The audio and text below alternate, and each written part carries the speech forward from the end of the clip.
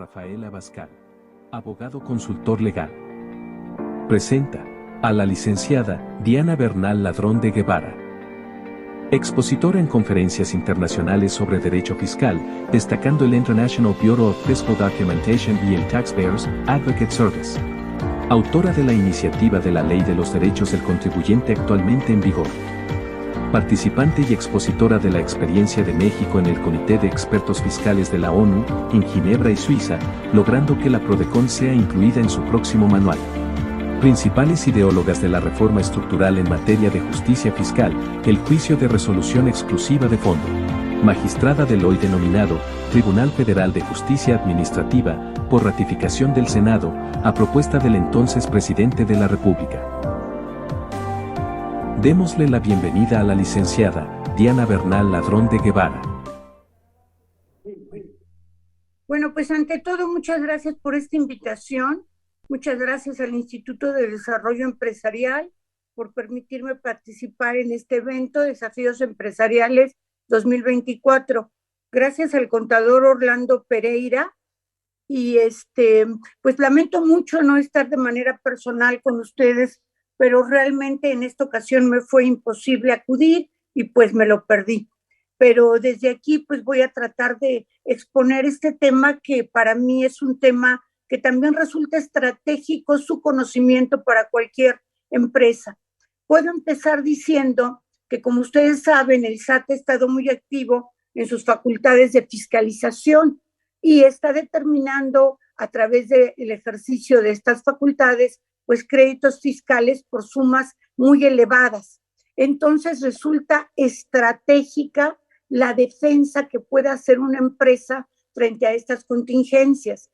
Y esta defensa tradicionalmente, como lo vamos a ver en la presentación, ha sido una defensa complicada, formalista y cara. Y sin embargo, gracias a lo que hoy vamos a ver, los nuevos paradigmas de la justicia alternativa para el nuevo milenio, para la nueva era, vemos que esto pues se simplifica. Entonces, no sé si pueden apoyarme pasando la presentación.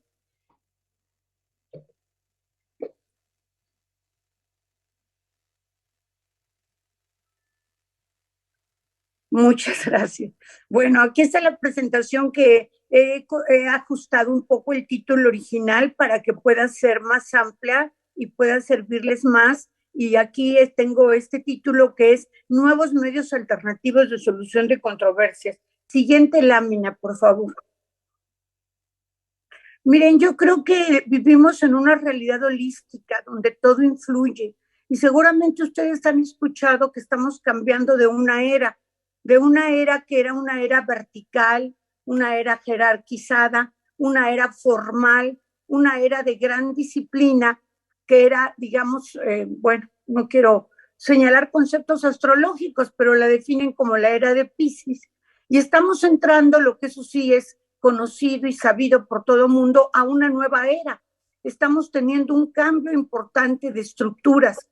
Todas esas estructuras formales, verticales, jerarquizadas, se están derrumbando, se van a derrumbar y va a surgir una relación en la sociedad más igualitaria, unas relaciones horizontales, unas relaciones no formales, sino unas relaciones con mayor flexibilidad. Estos cambios los podemos ver, bueno, en cualquier aspecto y los vemos también en el aspecto de la justicia, porque vemos que esta nueva era que demanda construir relaciones más igualitarias, equilibradas, horizontales y flexibles, y que, como les comenté y dice en esta lámina, tiende a abandonar los esquemas jerárquicos, verticales y formales en que se basa la justicia tradicional, va a buscar un nuevo modelo de impartir justicia entre la sociedad. Esto a través de lo que se conoce y vamos a ir viendo como la justicia alternativa. Seguramente muchos de ustedes saben, sobre todo si son abogados, que se acaba de aprobar ya en el Congreso Federal la nueva Ley Nacional de Mecanismos Alternativos de Solución de Controversias, porque desde la época del presidente Peña Nieto se reformó, como lo vamos a ver, el artículo 17 y se mandató por la Constitución buscar estos nuevos esquemas de justicia alternativa. Entonces aquí les estoy poniendo que la justicia de los tribunales, o sea, digamos, perdón, ¿se escucha bien?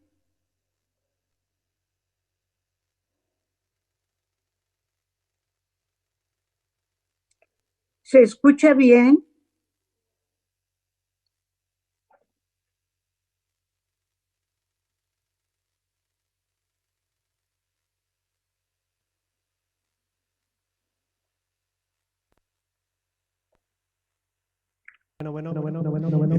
¿Sí? ¿Me escuchan, perdón?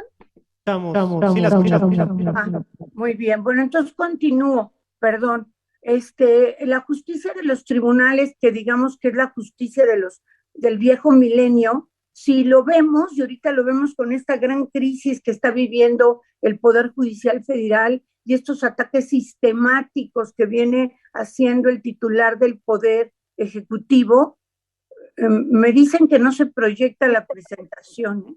Me escribe alguien. Bueno, vemos cómo hay esta crisis de que muchas personas no confían en la justicia e incluso tienen el prejuicio de que los tribunales están inundados por la corrupción. Más allá de esto, y que desde luego yo no estoy de acuerdo y es una exageración, yo sí creo que no ha garantizado la justicia del viejo milenio la satisfacción proporcionada de las necesidades de la sociedad para solucionar sus conflictos, ya que la adopción de formalidades y procedimientos rígidos, ustedes saben que nuestros procesos son rígidos, hay términos, hay fórmulas específicas que tenemos que adoptar, incluso solo son accesibles por lo general a quienes tienen el título de licenciados en Derecho.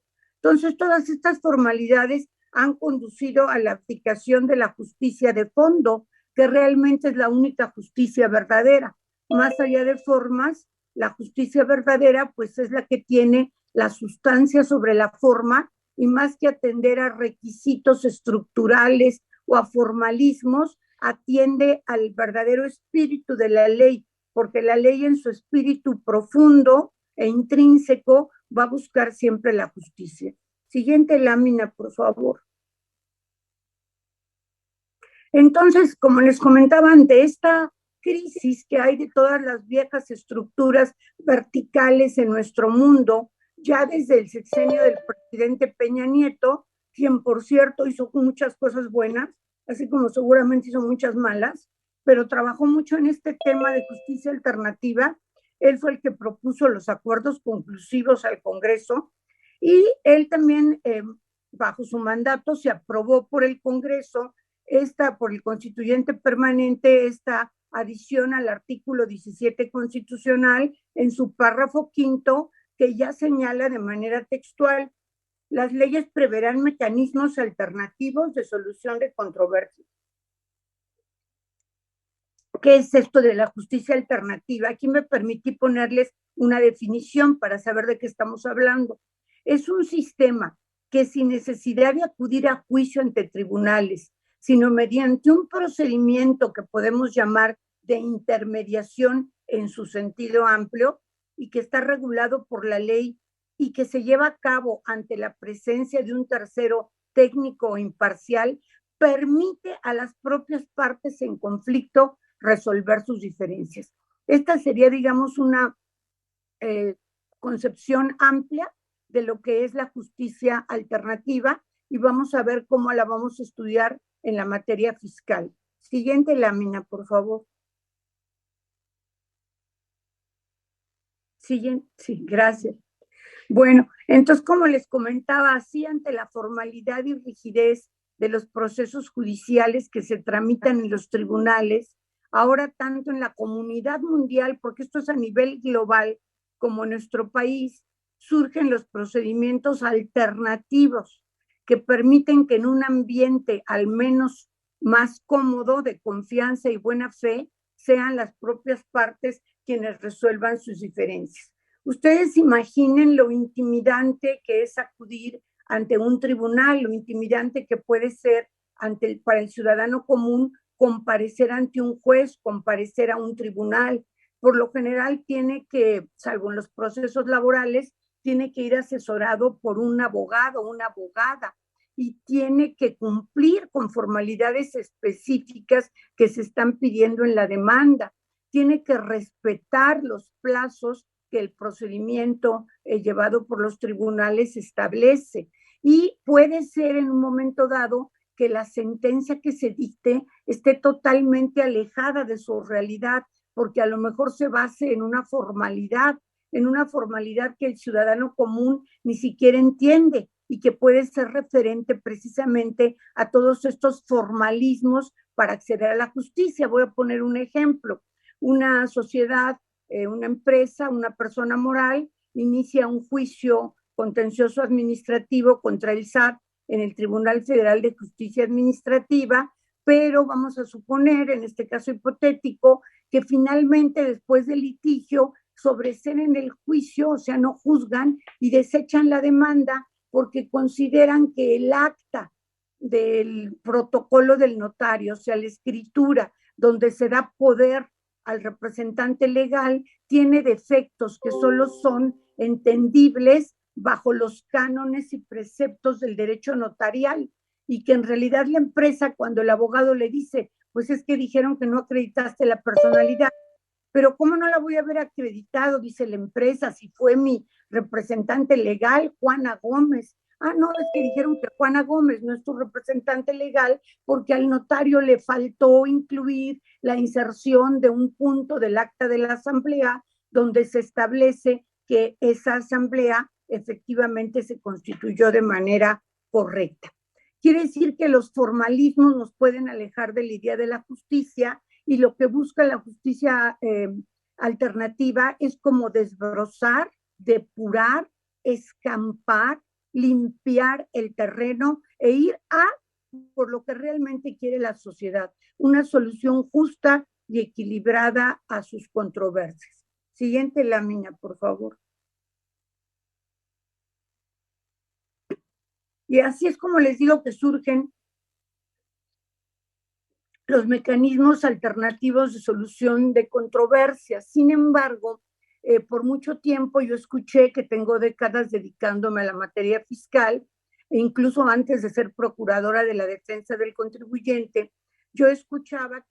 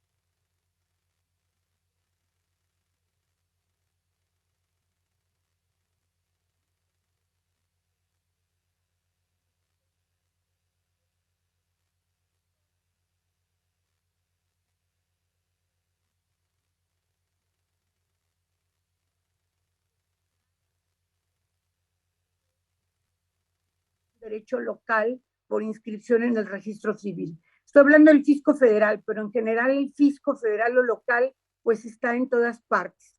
Y los derechos de los contribuyentes, en cambio, no lo van a creer, pero aún son materia de debate.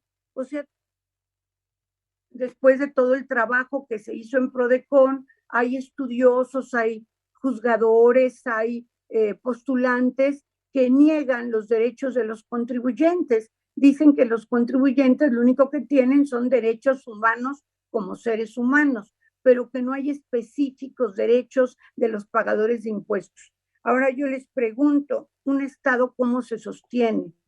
No habría un Estado sin impuestos. Un Estado se sostiene gracias a estas colaboraciones o contribuciones obligatorias y coactivas de todos sus habitantes, de todos los que caen bajo su jurisdicción.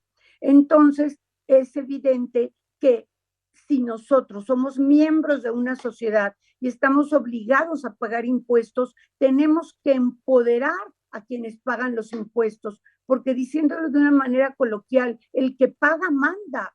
Con todo respeto, no deberían mandar las autoridades, los contribuyentes, la sociedad, el pueblo a través de las instituciones, no el pueblo a mano alzada. Eso es dictadura populista. El pueblo a través de las instituciones es el que tiene el irrevocable derecho de decidir su forma de gobierno y de decidir cuáles van a ser las soluciones históricas, jurídicas, sociales y económicas. Entonces, hay que empoderar al ciudadano, a la ciudadana, hay que empoderar al que pague impuestos. Debe ser un orgullo pagar impuestos. Ustedes imagínense, por ejemplo, en un hogar, si el padre o la madre o cualquiera de los que componen la pareja va y soporta, coadyuva, paga una necesidad importante que la familia tenía, ya sea para enviar un hijo a la escuela o ya sea incluso para hacer un viaje de vacaciones. Eso empodera, dignifica a aquel miembro de la familia, el padre, la madre, o en este nuevo modelo de matrimonio, pues puede haber dos padres, dos madres, pero a cualquiera de las personas que estén componiendo esa sociedad matrimonial que aporten a la familia, eso los empodera, los dignifica.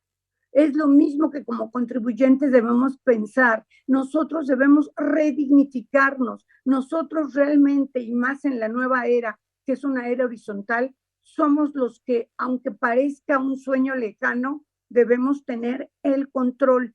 O sea, debe invertirse esta relación de jerarquía y volverse una relación más igualitaria, más horizontal. Siguiente lámina, por favor. Bueno, entonces, ¿cómo pudo nacer el acuerdo conclusivo que fue el primer medio alternativo de solución de controversias? No nada más en México. Realmente yo creo que como un medio eficaz y plenamente desarrollado, es el primer medio a nivel mundial. Tan es así que ustedes pueden consultar en línea el último handbook o manual de las Naciones Unidas sobre solución de controversias, y ahí se destaca como encomiable la experiencia de México a través de los acuerdos conclusivos. También se pueden ir al código del CIAT, que es la Reunión Interamericana de Administraciones Tributarias, y allí ya se adopta el acuerdo conclusivo en ese paradigma que es ese código fiscal como un modelo para todas las administraciones tributarias que a nivel mundial integran el CIAT. Entonces, realmente, ¿cómo se logró? Se logró porque se nos ocurrió, porque yo fui una de las ideólogas, junto con otros destacados y queridos colegas, se nos ocurrió que debería ser un medio que se produjera cuando está la auditoría.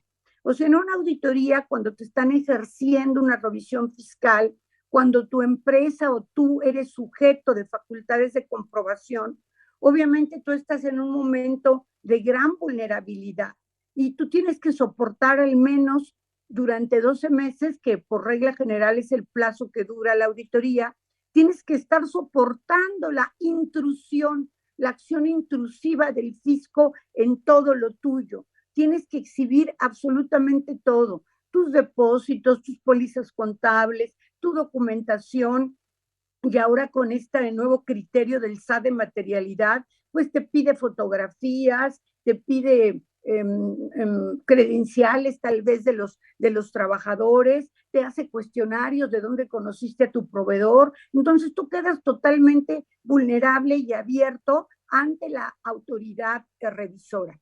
¿Qué se puede hacer en ese momento? Y así fue concebido el medio, aunque ahora creo que ha sido un poco desvirtuado. Pero en ese momento lo que se pensó fue, yo puedo ir ante la PRODECON y decir que quiero llegar a un acuerdo con la autoridad. Pero además, a lo mejor la autoridad me propone acuerdos ortodoxos y heterodoxos. No, yo quiero que haya un tercero que tenga una categoría pública, que tenga una categoría ética, una categoría de entidad del gobierno, entidad pública, pero a la vez autónoma, y que sea esa entidad, que es la Procuraduría de la Defensa del Contribuyente, la que intermedie entre la autoridad fiscal y el contribuyente, persona física moral, a efecto de ver si pueden llegar a un acuerdo que resuelva sus diferencias, que resuelva la controversia.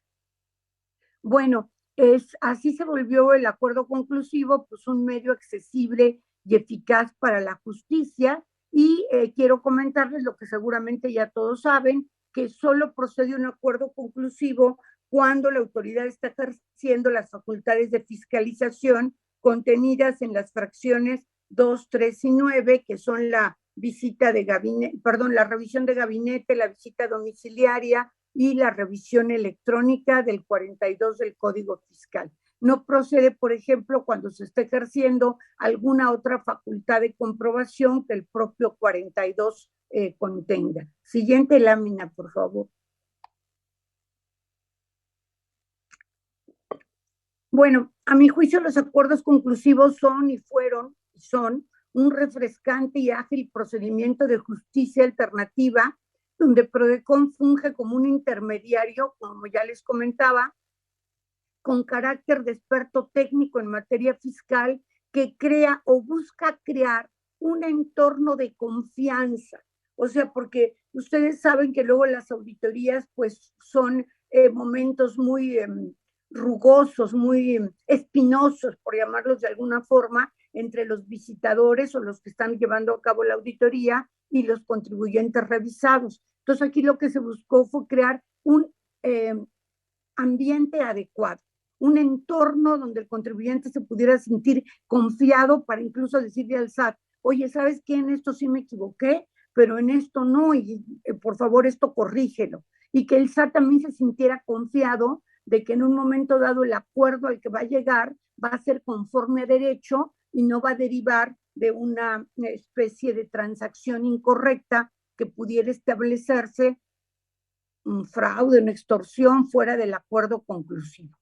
¿Y qué diferencias se van a resolver? Bueno, en una auditoría, como todos saben, pues hay hechos o omisiones que se observan, por ejemplo, depósitos en tus cuentas bancarias y que son calificados por la autoridad. La autoridad califica los depósitos y dice, ¿sabes qué? Son ingresos acumulables y tú me declaraste ingresos acumulables en tu declaración anual sobre 100, pero tus depósitos están sobre 200. Por lo tanto, me tienes que comprobar esta diferencia, este desfasamiento entre ingresos declarados y ingresos depositados, y si no, pues te voy a determinar un impuesto que ya nos decía Romeo, será del 30% en el caso de la tasa corporativa, y si es tasa de personas físicas, pues podrá llegar hasta 35%.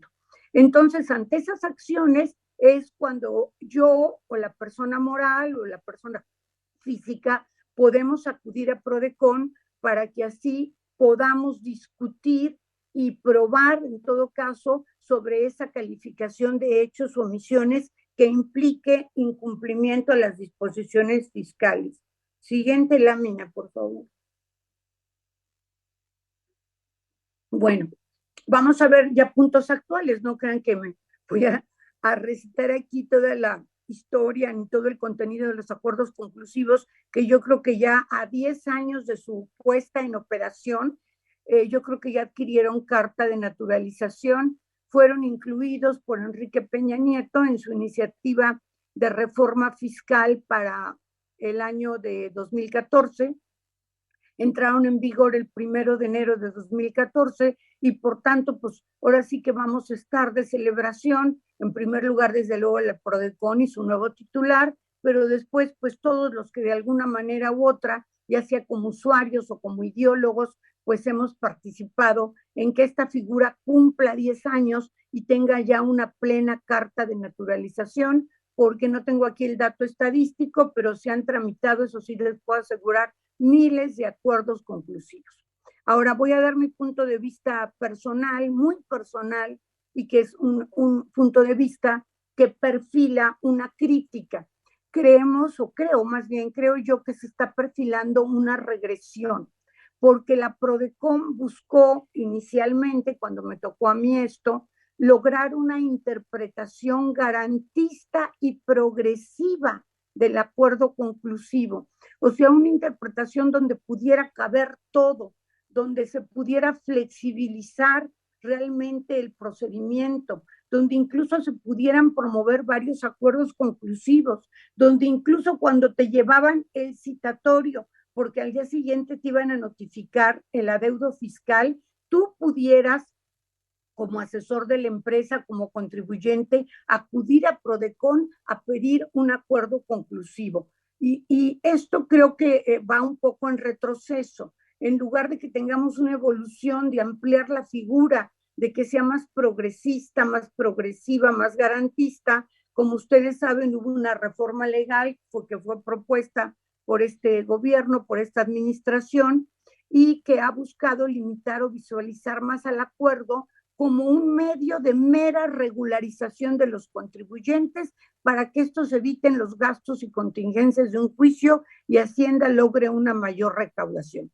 Y en la lámina siguiente, por favor, vamos a ver qué cambios negativos ha habido. Ahora ya hay una fecha límite para proponer un conclusivo. Antes, como les decía, a un concitatorio para que te notificaran el crédito fiscal, transcurrido incluso por transcurrir el plazo de 6 meses previsto en el artículo 50 del Código, tú o la persona afectada, la contribuyente, podía acudir a solicitar un acuerdo conclusivo. Hoy no, hoy está limitado el plazo para su interposición y solamente es hasta 20 días después de que se haya levantado el acta final, si es visita domiciliaria, el oficio de observaciones, si es una visita como llamada de gabinete, o la resolución provisional, si es una resolución, si es una revisión electrónica. Y perdónenme que les diga esto, no voy a usar una mala palabra,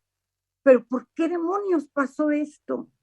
¿Por qué demonios una figura que iba para adelante, de repente le ponen un freno? O sea, es, a mi juicio, una grave regresión que se tuvo al acuerdo conclusivo. Y en la segunda parte vemos otra grave regresión porque PRODECON interpretó que incluso cuando el contribuyente tenía una sentencia que declaraba la nulidad y tenía 4 meses, como ustedes saben, la autoridad, si es que así lo prescribía la sentencia, para reponer el acto cuando era una sentencia para efectos, PRODECON interpretó que en ese lapso de 4 meses podías firmar un conclusivo, lo cual era buenísimo porque así el propio SAT está interesado en lograr muchas veces un acuerdo. Esto también se prohibió y además, como vamos a ver a continuación, ya no se pueden pedir conclusivos cuando el acto o la contingencia o la revisión se está instaurando en cumplimiento de sentencia. Y esto ya fue incluso validado por la Corte. Siguiente lámina, por favor. Así es, en un reciente criterio de la Suprema Corte, si bien, como yo les decía, ya es para mí un orgullo y una alegría que la Corte hable de los acuerdos conclusivos, quiere decir que ya llegaron hasta el que hasta ahora ha sido el máximo tribunal del país. Sin embargo, la Corte sacó un comunicado de esta sentencia en la cual declara constitucional que no se pueda pedir un acuerdo conclusivo cuando hay un cumplimiento de sentencia. Acaba de salir. Y allí dice textualmente en este comunicado la Corte, se los voy a leer, Los acuerdos conclusivos ofrecen facilidades a los contribuyentes para regularizar su situación fiscal antes de recurrir a los tribunales. Eso pues es correcto y es la esencia de la justicia alternativa, evitar el conflicto judicial. Y luego dice la Corte textual, con el fin de lograr una mayor recaudación. Ay, pero ¿de dónde? ¿Por qué? Y reducir los costos de operación de la hacienda pública, oportunidad que se pierde cuando el asunto escala a las autoridades judiciales a través de un medio de impugnación, lo que yo les comentaba, que ya no puede haber un acuerdo conclusivo cuando se trata de un procedimiento que está instaurando la autoridad en cumplimiento de sentencia. Pero lo que choca mucho de este precedente, de este criterio, pues es que ahora resulta que los acuerdos conclusivos son para que el fisco cobre más y para que se reduzcan sus gastos de la operación.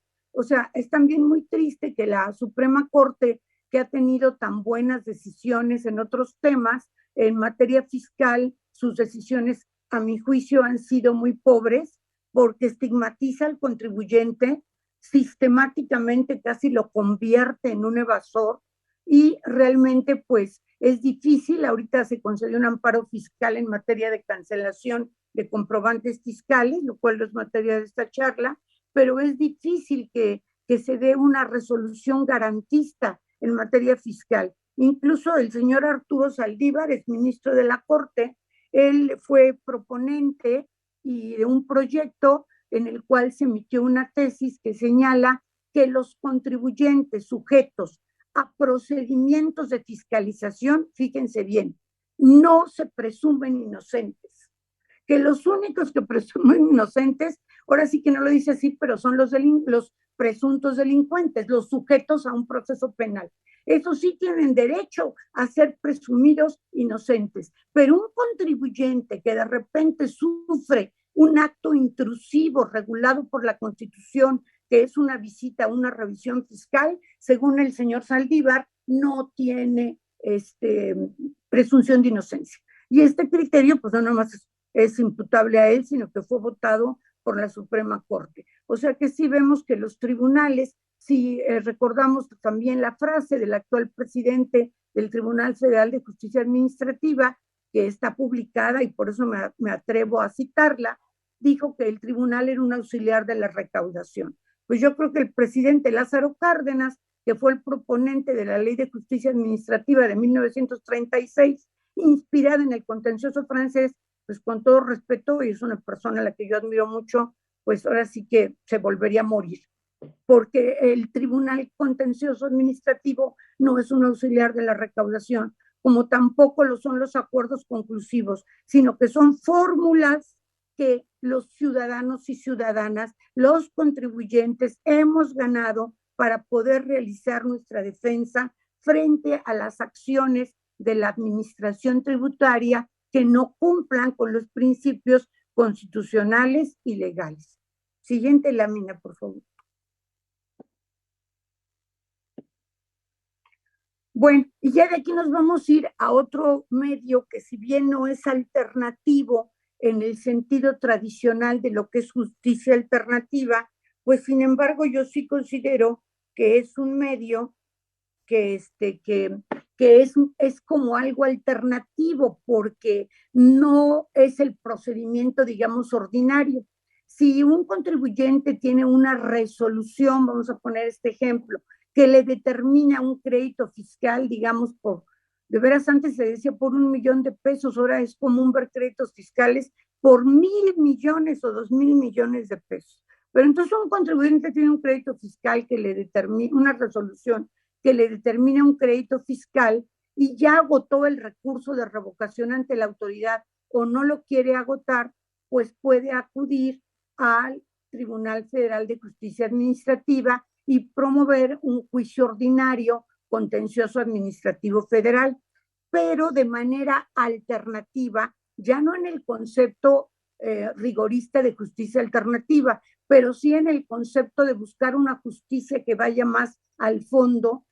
Ese contribuyente puede optar y en lugar de irse al tradicional juicio contencioso administrativo, se puede ir al nuevo juicio que también salió de una propuesta de la que les habla y de otros colegas cuando estábamos en Prodecon, y que afortunadamente tuvo excelente acogida por parte del SAT, por parte de la Procuraduría Fiscal y por parte del propio secretario de Hacienda.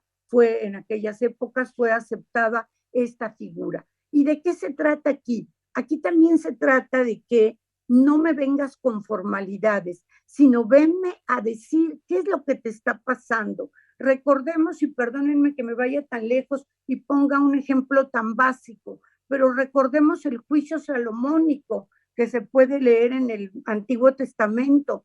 Dos mujeres se peleaban por ser la madre de un chiquito, de un bebé, y ninguna de las dos quería pues dar su brazo a torcer y decir que no era la madre del niño. Entonces, como Salomón era un rey y era un rey muy sabio, pues decidieron llevar el caso a Salomón para que él tuviera una resolución justa. Y Salomón, ustedes recordarán que dijo, no se preocupen, las dos reclaman ser las madres de esta criatura, pues vamos a partir a la criatura a la mitad y le vamos a dar una mitad a una y la mitad a otra. Y de inmediato una de las mujeres gritó, no, por favor, que se quede la otra mujer con el niño. ¿Quién era la que gritó? Pues evidentemente la madre.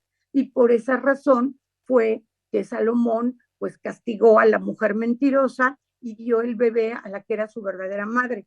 ¿Por qué pongo este ejemplo? Porque ese es el anhelo de justicia de los pueblos. El anhelo de justicia de los pueblos no son formalismos. El anhelo de justicia de los pueblos son soluciones de fondo, soluciones que no se vayan, por ejemplo, que Salomón hubiera dicho, bueno, ¿quién lo registró primero? A ver, vamos a ver quién lo registró. Y a lo mejor lo registró, no se sabe el registro, pero suponiendo, lo registró la que no había sido la madre, pero formalistamente dijéramos, no, pues tiene derecho porque ella tuvo el primer acto formal de reconocimiento del hijo. Entonces, lo que la sociedad busca es una justicia auténtica, una justicia que la OSD, que también ha explorado muchísimo este tema, llama una justicia del espíritu de la ley y también con la famosa sustancia sobre forma. Entonces, este juicio, pues yo empecé a ver tutoriales de la Tax Court, que está en Estados Unidos y que ve exclusivamente asuntos fiscales, y de allí se empezaron a tomar ideas de lo importante que sería tener un procedimiento donde solamente se fuera a discutir el fondo de la controversia fiscal. Y la idea también pues era prolongar el éxito que habían tenido los acuerdos conclusivos precisamente al ir al fondo de la solución.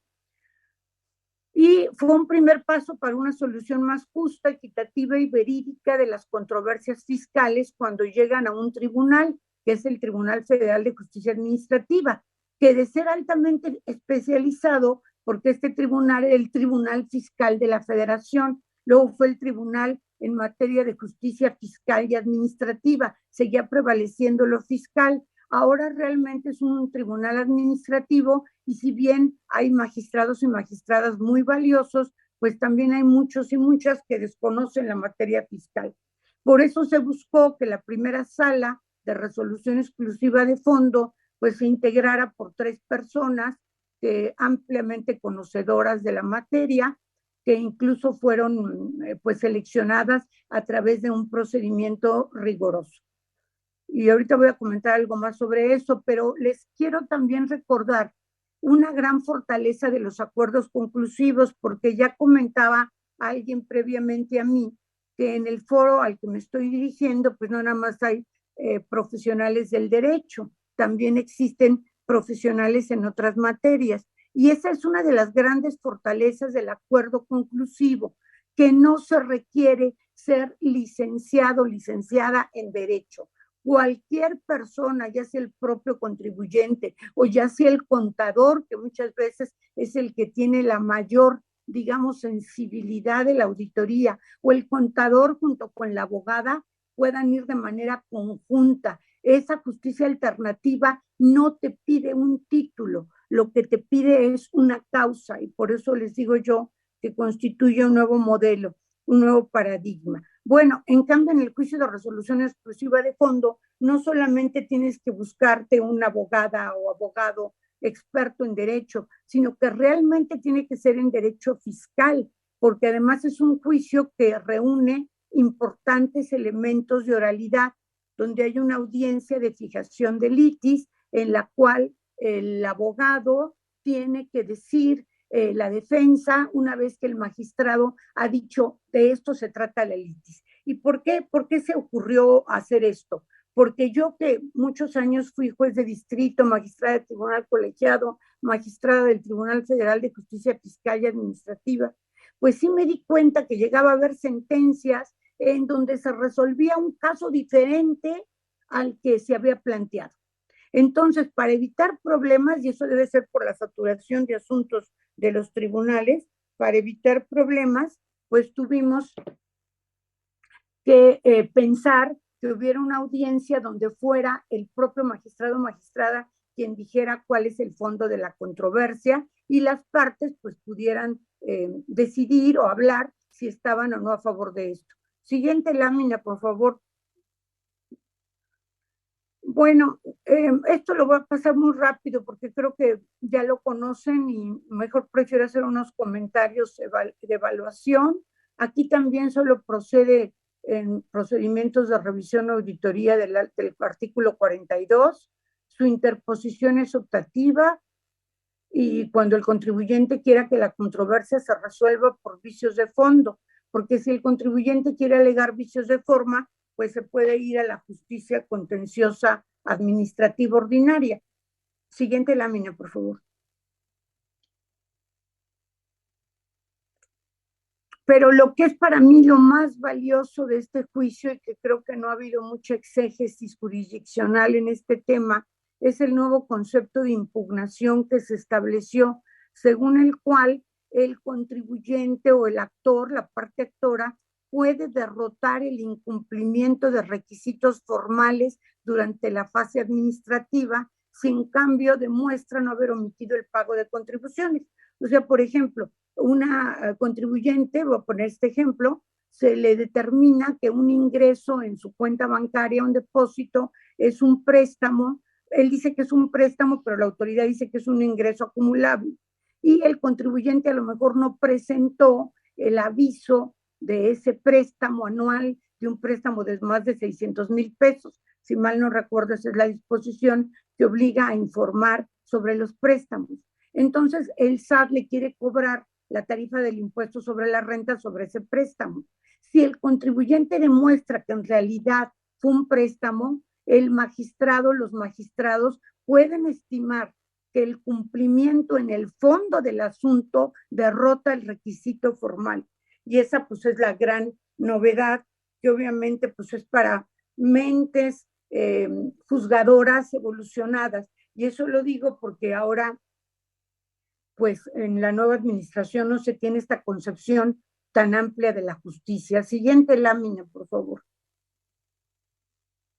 Bueno, otra cosa muy buena que rápidamente voy a comentar es que en el conclusivo obviamente no se garantiza el interés fiscal porque no hay interés fiscal y aquí, igual que en Estados Unidos, que si los taxpayers se van a litigar al tax court, no tienen que garantizar el interés fiscal. Aquí se logró y fue aceptado por el entonces secretario de Hacienda, José Antonio Meade, fue aceptado que no se garantizara el interés fiscal. Esto es lo que yo les digo que es una acción estratégica.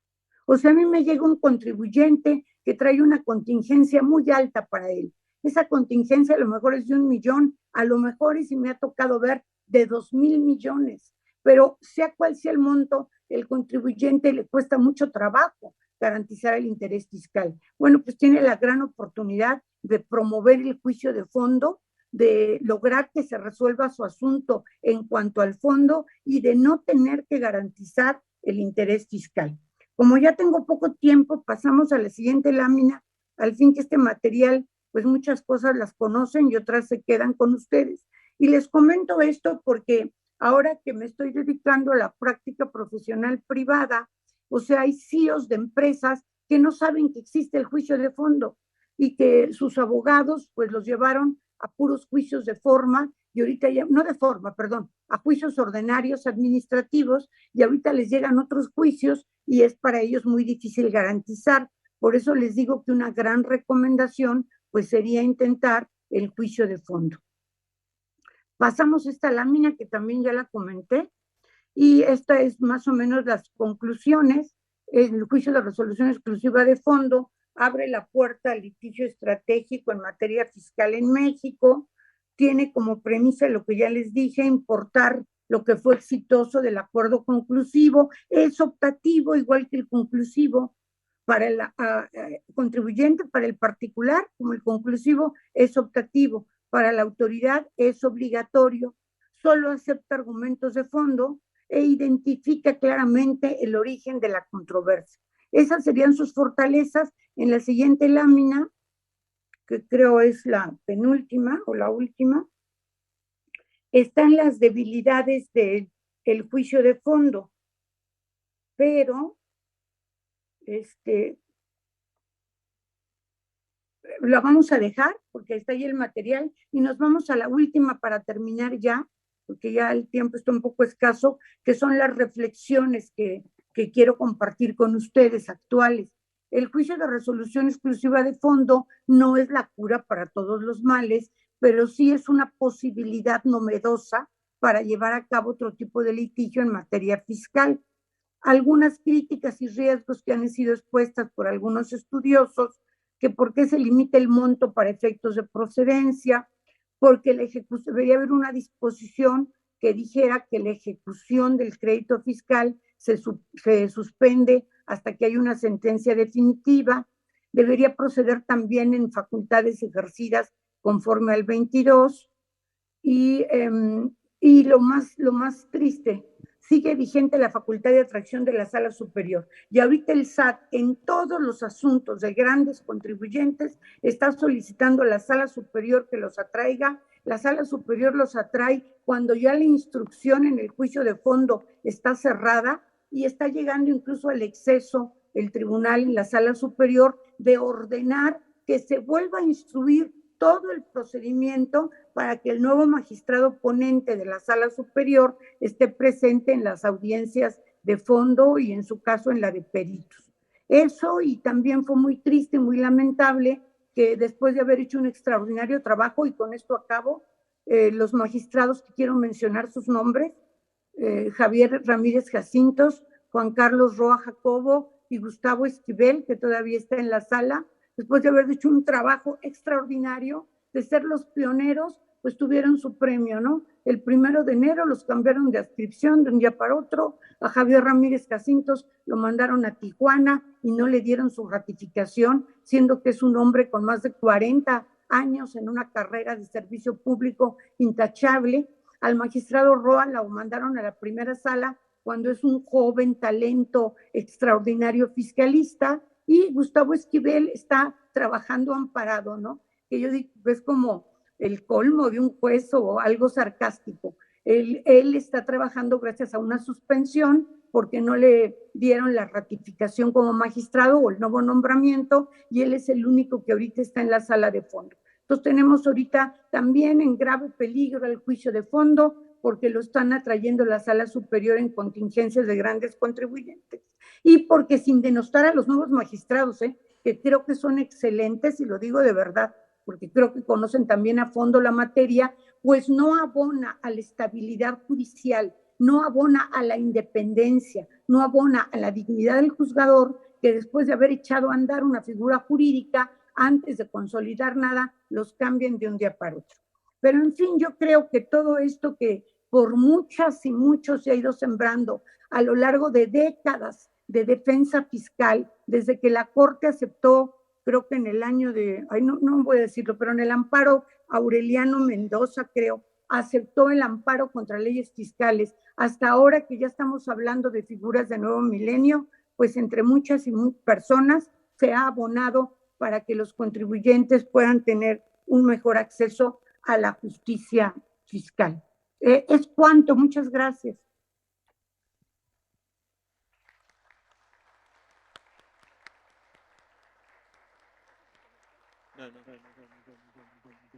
Muchísimas gracias, licenciada Diana.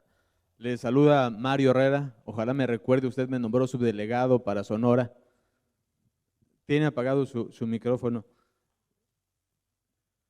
Apagado. Ya, No ya, está ya. apagado, Mario. Para mí es un gusto. No le escuchamos aquí en el foro. Está prendido. Ok, de acuerdo. Okay. El micrófono está prendido con el nivel máximo. Sí, ya le escucho. ¿Ya me escucha? Sí, licenciada. Sí. A mí me da muchísimo gusto verla.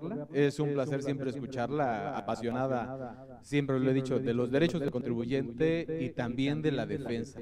Me da muchísimo cariño verla y quiero tomar nada más la cifra 20.421 a la fecha en que celebró 12 años la Prodecon, trámites de acuerdos conclusivos. Y yo como actor que fui gracias a usted como delegado que terminé en Veracruz, creo que sabemos que efectivamente esta figura se aprovechó demasiado. Sin embargo, todavía hay quienes no confían en esta figura y ojalá que esta nueva ley que promueve los mecanismos alternativos le dé un realce. Se le está concediendo, al parecer, al tribunal la facultad de que ellos establezcan cuáles serán los mecanismos, pero que también no lleguemos a los juicios y podamos aprovechar los abogados, los contadores y sobre todo los contribuyentes todos estos beneficios. Licenciada, estamos muy agradecidos porque siempre es muy bondadoso escucharla. A mí me da muchísimo gusto verla. Le mando un fuerte abrazo, mi siempre agradecimiento. Y no sé si tengamos aquí en el foro alguna pregunta para la licenciada Diana. Creo que no tenemos ninguno, pero es que ante tal claridad no hay ninguna pregunta que hacer. Muchísimas gracias. Muchas gracias. Muy buenas tardes. Gracias.